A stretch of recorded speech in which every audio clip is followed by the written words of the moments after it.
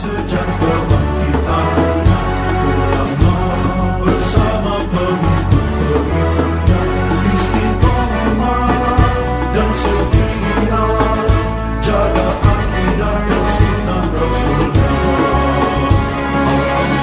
Alhamdulillah segala puji baginya, ulama bersama pengikut-pengikutnya istiqomah dan setia, menjaga agama manusia dan bangsa.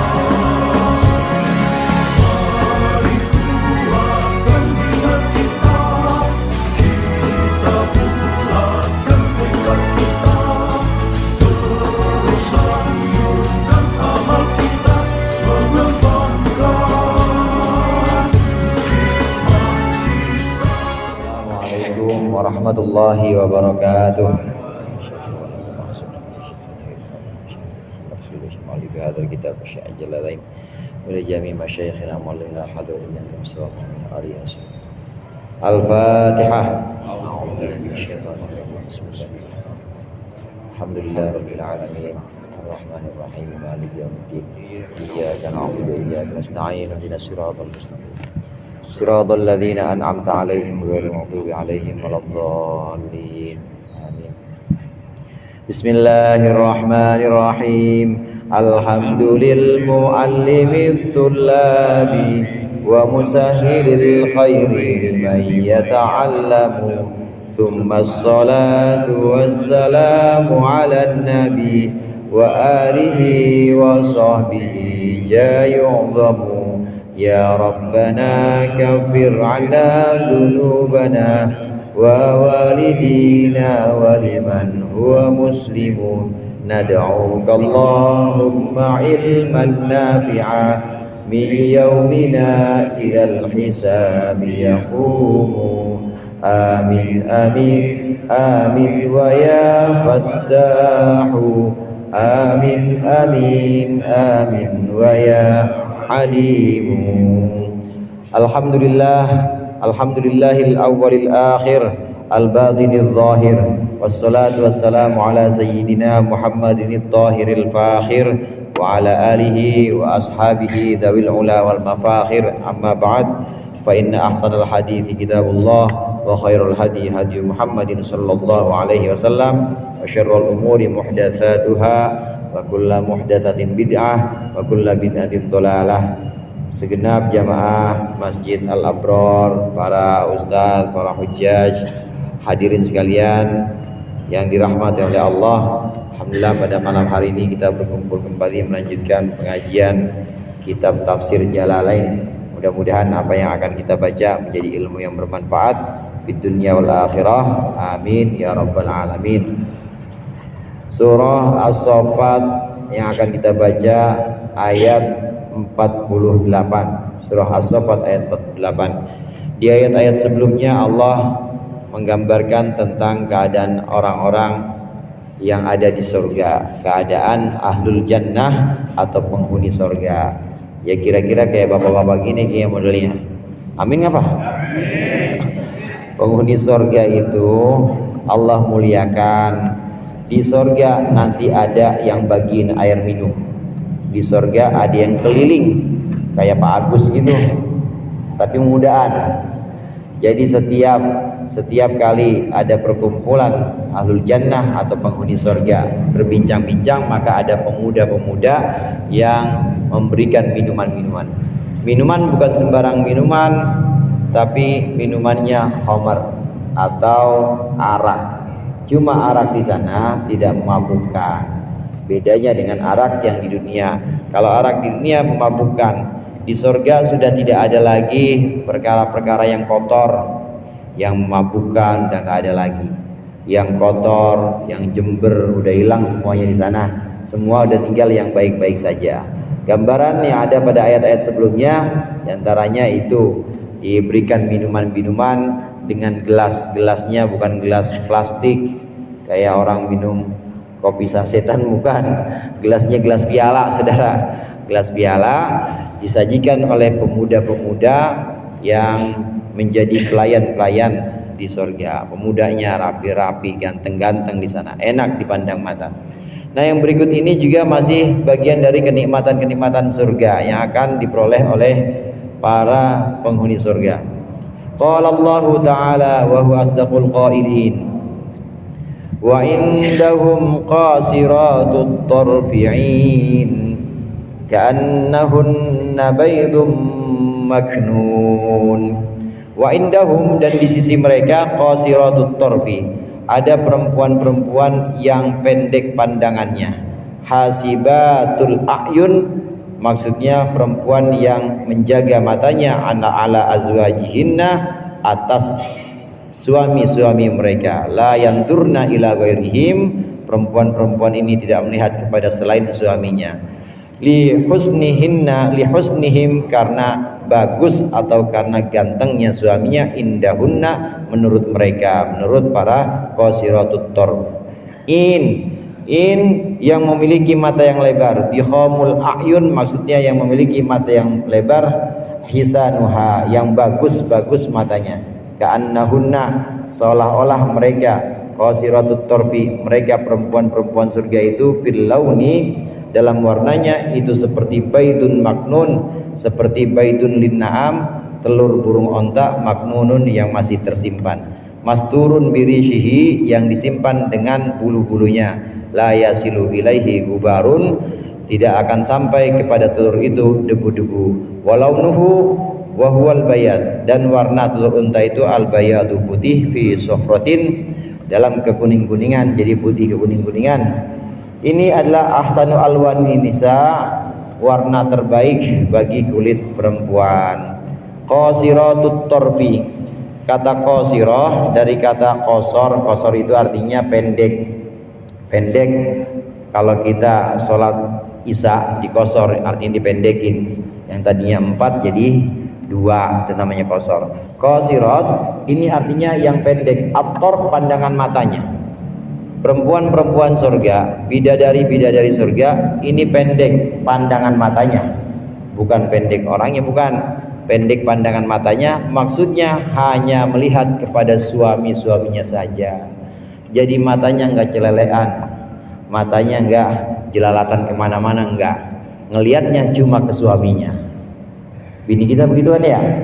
Kalau ngelihat suami, pokoknya suami yang paling ganteng. Enggak pernah namanya jelalatan, nggak pernah namanya ngelirik-lirik orang lain, nggak pernah. Udah suaminya aja yang memuaskan hatinya.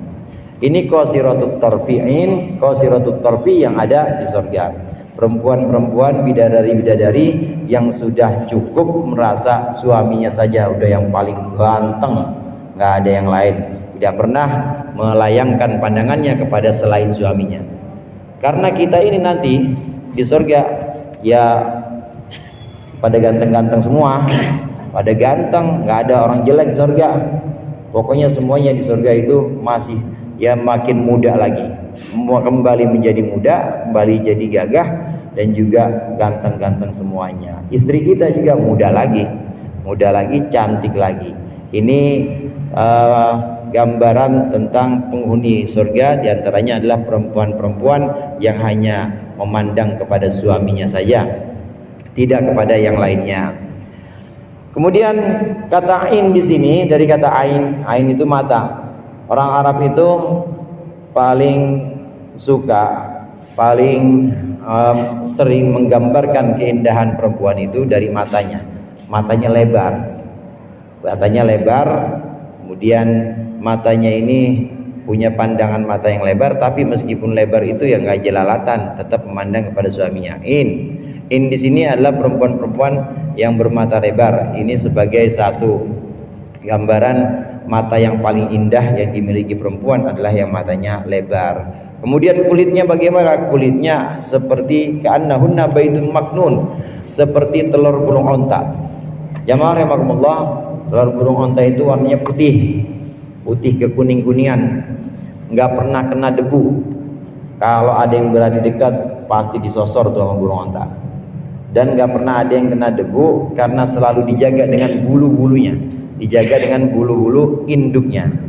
Ini perumpamaan, ini analogi sebagai satu tamthil bahwa perempuan-perempuan di surga, bidadari-bidadari ini tidak pernah atau belum pernah disentuh oleh siapapun kecuali oleh pemiliknya nanti. Masing-masing orang dapat 40 saudara, masing-masing orang dapat 40. Tahu pada kuat kagak pinggangnya itu. Tapi di surga mah nggak ada, semuanya kuat. Pokoknya dapat semuanya, mendapatkan itu, mendapatkan bidadari surga ini dengan amalan-amalan, dengan perbuatan-perbuatan baik.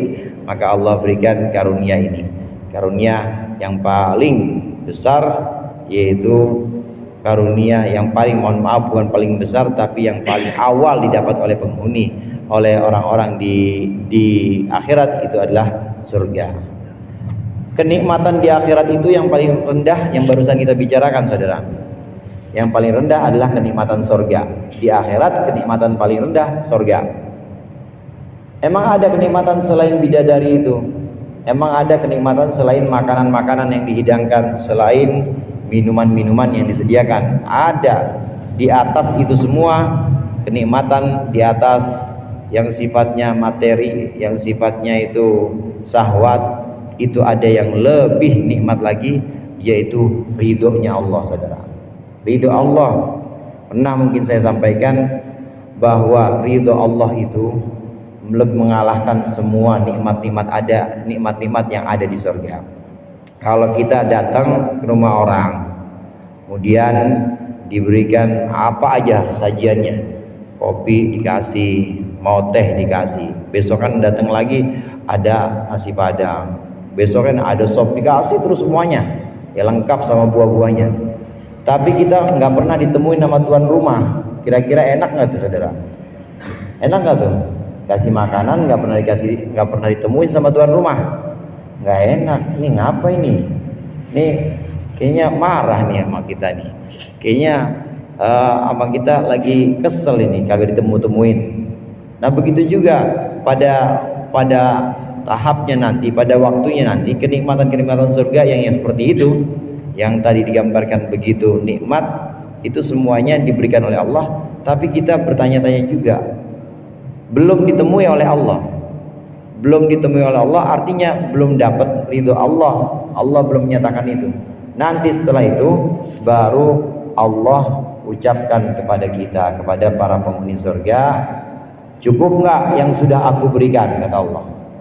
Cukup ya Allah, cukup. Apakah mau aku tambahkan lagi? Tidak ya Allah, cukup. Kata kita nih, kata kita cukup. Kalau begitu aku ridho, aku sudah cinta kepada kalian, aku ridho kepada kalian. Ambil, nikmati semua yang ada di sini. Udah ditemuin, enak tuh rasanya kalau udah begitu. Ini namanya ridho Allah. Ini kenikmatan surga yang kedua. Di atas kenikmatan-kenikmatan yang sifatnya syahwat atau kenikmatan yang sifatnya ini keinginan material, itu adalah dapatnya ridho Allah, di mana Allah menemui kita atau mengucapkan ridhonya kepada kita. Kemudian di atas itu lagi ada, hadirin, yang paling tinggi nanti di akhirat.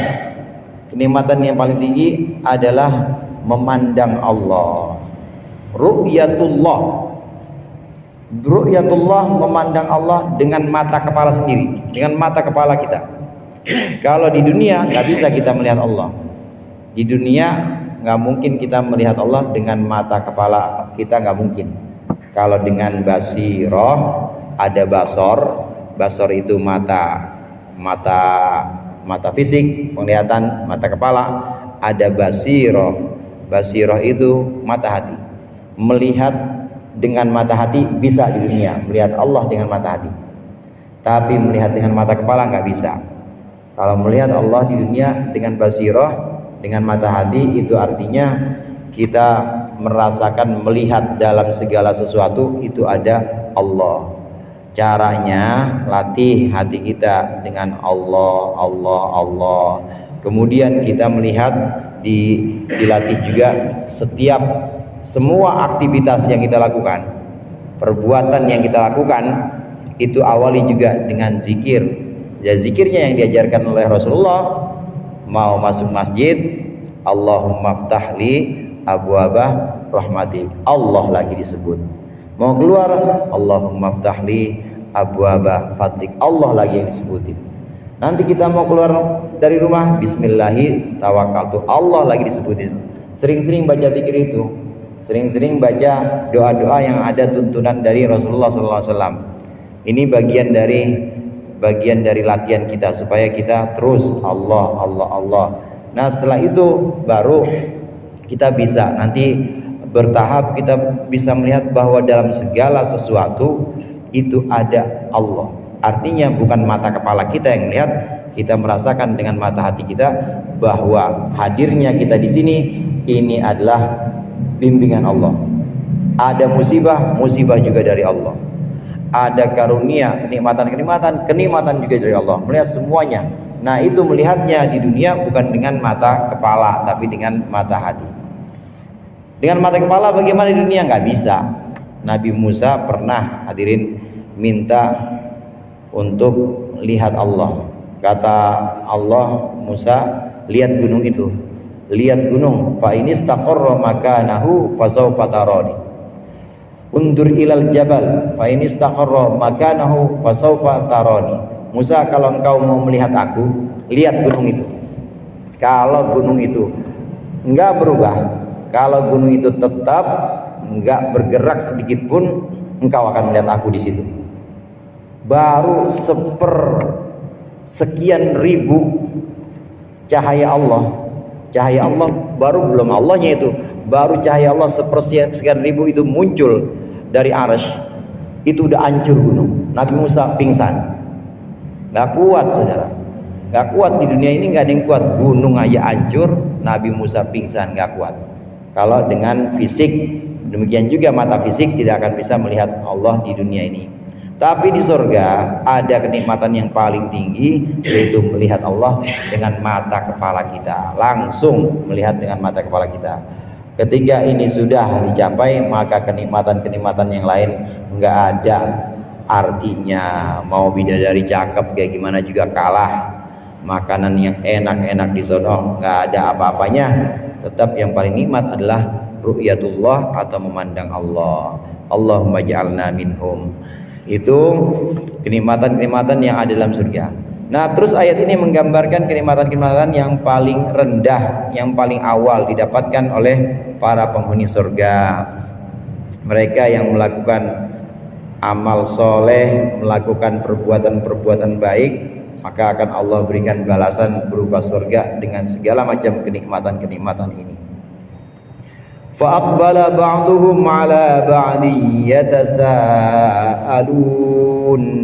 قَالَ قَائِلٌ مِّنْهُمْ إِنِّي كَانَ لِي قَرِينٌ يَقُولُ أَإِنَّكَ لَمِنَ الْمُصَدِّقِينَ أَإِذَا مِتْنَا وَكُنَّا تُرَابًا وَعِظَامًا أَإِنَّا لَمَدِينُونَ فَأَقْبَلَ بَعْضُهُمْ عَلَى بَعْضٍ فَأَقْبَلَ بَعْضُهُمْ, maka menghadap sebagian penghuni surga, ba'du ahli jannah, sebagian penghuni surga menghadap ala ba'din atas sebagian lain, yatasa'alun, saling bercakap-cakap atau saling bertanya, amma marra bihim fid dunya, tentang persoalan yang telah lalu pada diri mereka di dunia dulu.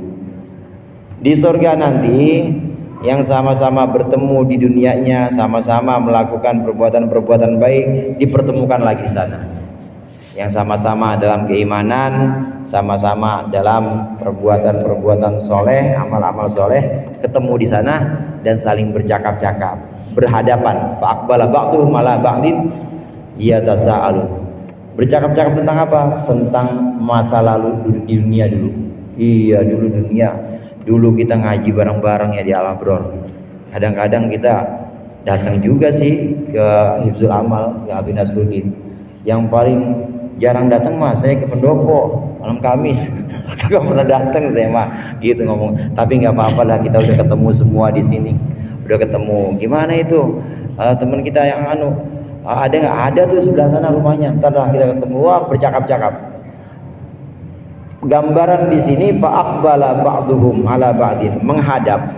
Ini satu simbol yang menunjukkan bahwa menghadap satu sama lain ini penuh dengan cinta, artinya dalam kerukunan saudara.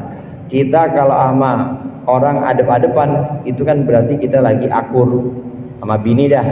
Kalau adep-adepan tidur berarti lagi akur ya. Coba kalau belakang-belakangan, punggung sama punggung itu lagi akur apa lagi berantem. Nah, menghadap antara satu penghuni surga dengan yang lain, ini menunjukkan kerukunan, menunjukkan tanda cinta maksudnya. Mereka para penghuni surga ini saling berhadapan, maksudnya dalam kasih sayang, dalam kerukunan mereka bercakap-cakap tentang perkara-perkara yang dulu pernah mereka lalui di dunia. Saling bercakap-cakap, saling bertanya, gimana si fulan kabarnya, gimana udah ketemu belum? Udah, saya udah ketemu, ada rumahnya di sana, ada istananya. Rumah di sana itu bukan sekedar rumah, istana, udah saudara, istana. Nah, ketemu saling berhadapan di sini maksudnya dengan cinta kasih dan dengan kerukunan.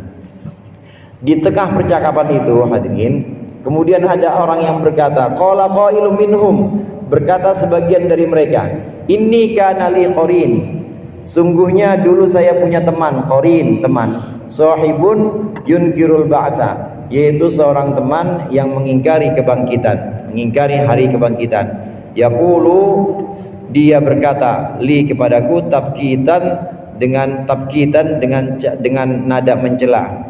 Dia bilang kepada aku dulu di dunia, a innaka laminal musaddiqin, apakah engkau termasuk orang yang membenarkan, maksudnya orang yang percaya bil ba'tsi, dengan kebangkitan. A idza mitna wa kunna turaban wa idzaman, apakah ketika kita sudah mati, kita udah jadi debu, wa idzaman, dan jadi tulang belulang, a inna lamab'utsun, apakah kita akan dibangkit, a inna lamadinun, apakah kita akan dibalas, apakah kita akan diberikan pembalasan. Di sini ada cara baca nih ilmu qiraatnya. Fil hamzataini fi thalathah mawadhi'u ma taqaddama. Boleh dibaca a inna lamadinun, boleh dibaca anna lamadinun, boleh baca tashil a inna lamadinun, tiga macam bacaan. Itu temanku itu dulu di dunia berkata, apakah kita yang sudah mati menjadi debu dan tulang belulang itu akan lamadinun, itu akan dibalas, majziyuna, akan dibalas, wa muhasabuna, dan akan diberikan perhitungan.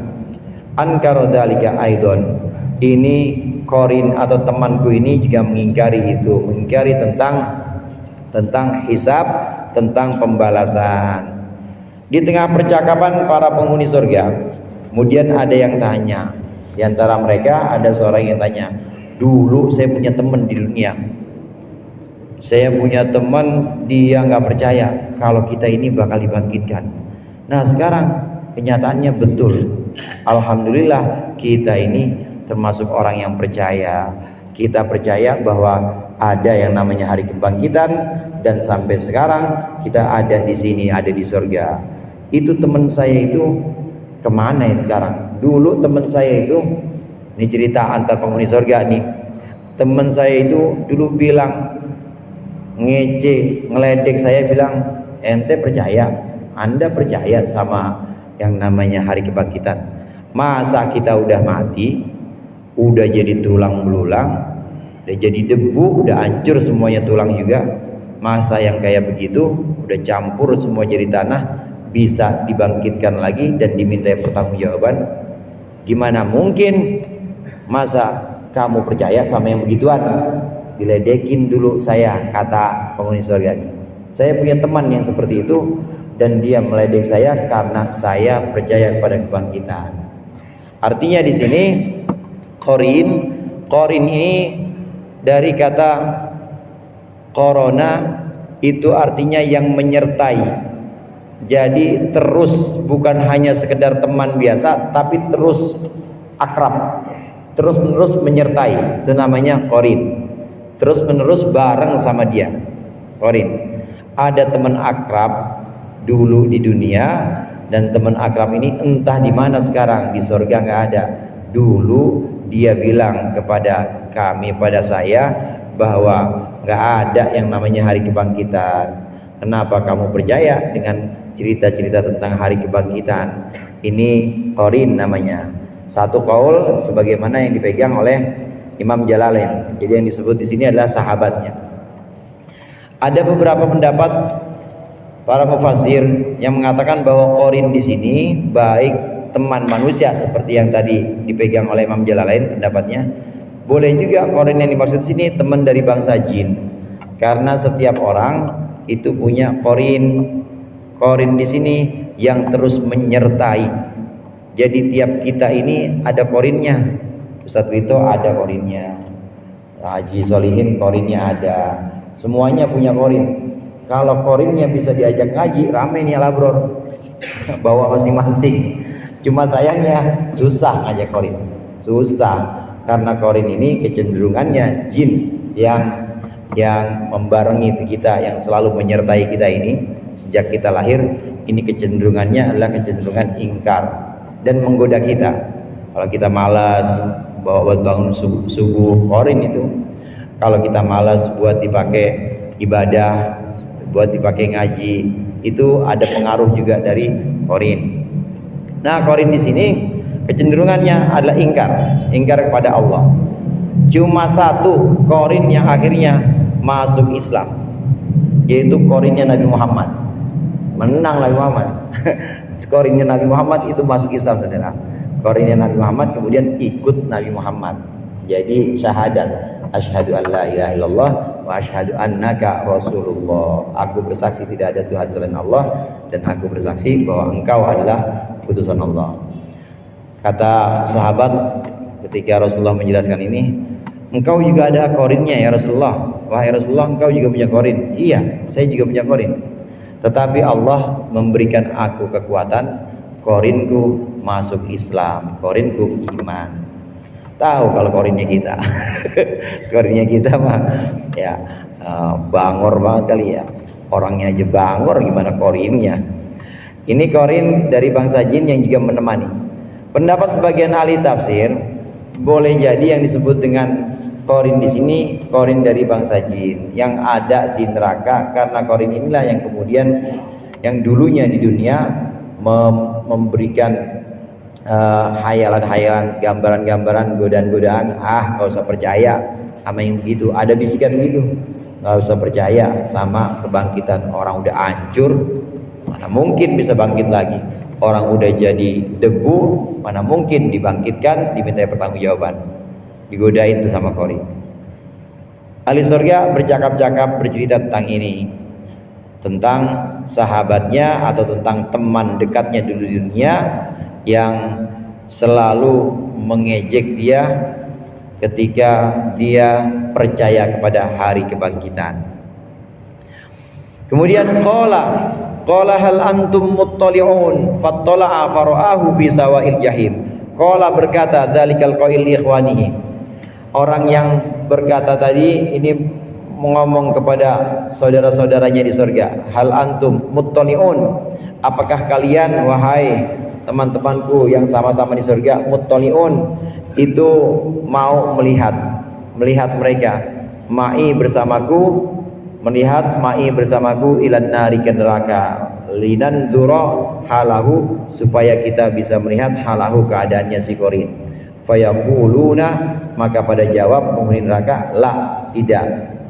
Satu orang masih yang tadi nih Pak, yang bilang saya punya teman itu dulu godain saya mulu, dulu kerjaannya itu ngeledekin saya kalau lagi ngaji, kerjaannya ngeledekin saya kalau saya sholat, kalau saya puasa diledekin mulu, ngapain puasa, ngapain sholat, itu kayaknya ada di neraka tuh teman saya itu tuh. Kayaknya teman saya yang itu ada di neraka. Yuk kita tengokin, mau nggak? Kita ngelihat ini orang ini nih gimana keadaan di neraka. Diajak sama satu orang ini.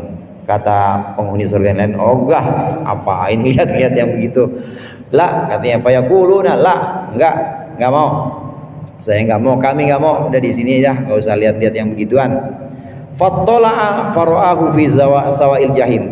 Fattala'a dzalikal qailu, maka kemudian orang yang berkata itu melihat min ba'di kuwal jannati, dari sebagian lapisan atau sebagian tingkat-tingkat surga, dia melihat fara'ahu, maka dia melihat korin atau melihat saudaranya. Ay ro'a korinahu, melihat temannya. Ro'a korinahu, melihat temannya fi sawail jahim, di tengah-tengah neraka jahim. Ay wasatin nari, maksudnya ada di tengah-tengah neraka. Karena teman-temannya di surga nggak mau hadirin, akhirnya dia berangkat sendiri ke surga. Dia longok, itu surga lah, iya itu tuh, dia tuh yang dulu kalau saya ngaji diledekin mulu, kalau saya sholat diledekin mulu. Ngapain sholat, ngapain puasa, sekarang puasa segala, ngapain, udah bagus-bagus minum es kelapa siang-siang begini, tahan-tahan segala, diledekin mulu. Tuh dia tuh ada orang yang ngeliat tuh, dia ngeliat ini, orang ini ngeliat ada fi sawail jahim, ada di tengah-tengah, fi sawail jahim, ada di tengah-tengah neraka. Qala tallahi in kitta laturdin, berkata orang penghuni surga ini, seorang penghuni surga ini berkata lahu kepadanya, pada sahabatnya yang ada di neraka, tasmitan, dengan cara meledek juga. Tasmitan itu bangga, senang, tapi senang karena orang lain menderita. Jadi senang ngelihat penderitaan orang, namanya tasmitan. Penghuni surga ini kemudian berkata dengan bangga dan senang karena temannya atau karena korinnya ini masuk neraka.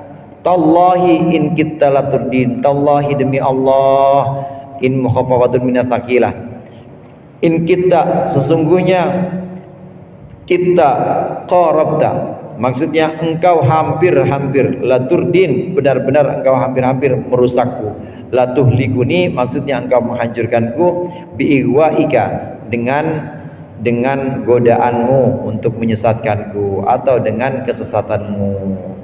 Kelihatan itu di neraka, korinnya kelihatan, benar demi Allah, itu demi Allah, kamu yang dulu meledek saya, kamu dulu yang hampir menjadikan saya rusak. Kalau saya nurut sama kamu, pasti saya masuk neraka juga. Syukurin lo ada di situ, katanya, kata penghuni surga. Syukurin lo dulu godain ngaji mulu, godain gua kalau lagi sholat, godain kalau lagi puasa, diledek terus. Syukurin kalau ada di neraka sekarang. Walaula ni'matu rabbi lakuntu minal muhdarin, dan kalau tidak ada nikmat dari Tuhanku alayya kepadaku bil imani dengan iman, lakuntu minal muhdarin, sungguh aku akan menjadi orang-orang yang diseret. Muhdarin itu diseret, dihadirkan, maksudnya diseret, ma'aka bersamamu, finnari di neraka, finnari neraka. Walaula ni'matu rabbi, syukur sekarang di neraka, syukur lu sekarang lu yang neraka. Tapi kalau tidak ada nikmat dari Allah, kalau tidak ada pemberian dari Allah, maka pasti saya juga akan terseret seperti kamu. Alhamdulillah Allah menyelamatkan saya dari godaan-godaanmu, kata penghuni surga yang satu ini. Lagi nengok. Hadirin jamaah rahimakumullah, walaula nikmatu rabbi, ini sebuah pernyataan. Andai tidak ada nikmat Allah, maka tidak bisa kita ngaji begini, nggak bisa. Andai tidak ada nikmat Allah berupa iman, berupa hidayah, berupa taufik, nggak bisa kita sholat. Andai tidak ada nikmat Allah berupa bimbingan pada kita, nggak bisa kita puasa Ramadan dari tahun ke tahun. Puasa ya meskipun Ramadan doang, puasa sunnahnya mah belum. Tapi kalau bukan karena nikmat Allah, maka nggak bisa kita melakukan itu. Semua ibadah-ibadah yang kita lakukan itu adalah bagian dari nikmat Allah. Kita bisa ngaji, nikmat Allah. Kita bisa sholat, nikmat Allah. Kita bisa sedekah, nikmat Allah. Bisa pergi haji, nikmat Allah. Jadi sebenarnya kalau nggak ada pahalanya juga nggak apa-apa, saudara. Allah nggak kasih pahala sholat, nggak kasih pahala haji, Allah nggak berikan pahala puasa, andai nggak dikasih pahalanya juga nggak apa-apa. Karena dipilih sebagai orang yang ngaji itu udah merupakan sebuah nikmat. Dipilih untuk jadi orang yang bisa puasa itu juga udah merupakan sebuah nikmat yang Allah kasih duluan. Dipilih untuk bisa sholat, Untuk jadi orang yang bisa sholat, ini juga udah nikmat Allah yang duluan didapat. Jadi sama Allah udah di DP-in, udah nggak perlu kasih balasan sebenarnya ya, tapi karena janji Allah, Allah akan balas, pasti akan dibalas bentar di sana, pasti kan Allah berikan ganjaran, berikan pahala. Cuma udah Allah DP-in, sudah Allah berikan terlebih dahulu nikmat-nikmat itu. Bukan sembarangan undangan seperti ini. Undangan bisa hadir ngaji, bisa hadir sholat jamaah, bisa hadir puasa, bisa hadir pikiran. Itu udah merupakan nikmat pertama yang Allah kasih. Oleh karenanya di sini walaula nikmatu rabbi, kalau bukan karena nikmat Tuhanku, maka aku pasti masuk ke neraka, kata penghuni surga ini. Begitu juga kita, kalau bukan karena nikmat Allah, nggak bisa kita ngaji ini. Ini karena Allah kasih nikmat, Allah bimbing kita, bimbing dari rumah, mampirnya ke masjid, nyampainya ke masjid. Karena ada yang sama-sama habis maghrib berangkat, cuma nggak ke masjid mampirnya, tahu kemana dah. Ya, tapi kita dibimbing untuk sampai ke masjid, atau dibimbing sampai ke tempat-tempat yang manfaat, mungkin juga dari rumah ke tempat lain yang juga bermanfaat, sama halnya seperti masjid. Itu nikmat Allah yang Allah berikan. Oleh karenanya dalam satu ayat yang sering dijadikan muqaddimah, alhamdulillahilladzi hadana lihada wa ma kunna linahtadiya laula an hadanallah. Kalau tidak ada petunjuk dari Allah, nggak bisa kita dapat bimbingan ini, nggak bisa. Laula an hadanallah, kalau tidak ada petunjuk bimbingan dari Allah, nggak bisa kita melakukan ini. Harus ditegaskan, harus kita tekankan bahwa semua adalah pemberian Allah. Allah kasih duluan, belum Allah kasih yang lain-lain. Allah kasih duluan kesempatan buat bisa ibadah, kesempatan buat bisa ngaji dan lain sebagainya. Itu Allah kasih duluan nikmatnya. Terus kita modal apa? Ya gak modal apa-apa kita mah, nggak modal apa-apa, semuanya Allah. Ulama-ulama dulu, kiai-kiai kita dulu kalau mengartikan la haula wala quwata illa billah, la haula, tidak ada kekuatan menjauhi maksiat, wala quwata, tidak ada kekuatan melakukan taat, illa billah, kecuali dengan pertolongan Allah. Jadi kita bisa terhindar dari maksiat, bukan kita yang bisa, Allah yang bimbing. Kita bisa melakukan ketaatan, sholat, puasa, ngaji, itu kita anggap sebagai taat, bukan kita yang bisa, Allah yang bisa. Oleh karenanya harus ditegaskan la haula wala quwata illa billah. Bukan saya yang bisa menjauhi maksiat, bukan, tapi Allah yang bimbing saya. Bukan saya yang bisa ngaji, bukan saya yang bisa ngaji, bisa sholat, bisa istiqomah jamaah, bukan, tapi Allah yang bimbing saya bisa istiqomah melakukan kebaikan-kebaikan. Ini yang paling penting. Oleh karenanya Syekh Abdul Qadir Jilani ketika menyampaikan ini, ada 3 hal yang harus dilakukan oleh seorang muslim, seorang mukmin. Yang pertama, melaksanakan perintah-perintah Allah. Yang kedua, menjauhkan larangan-larangan Allah.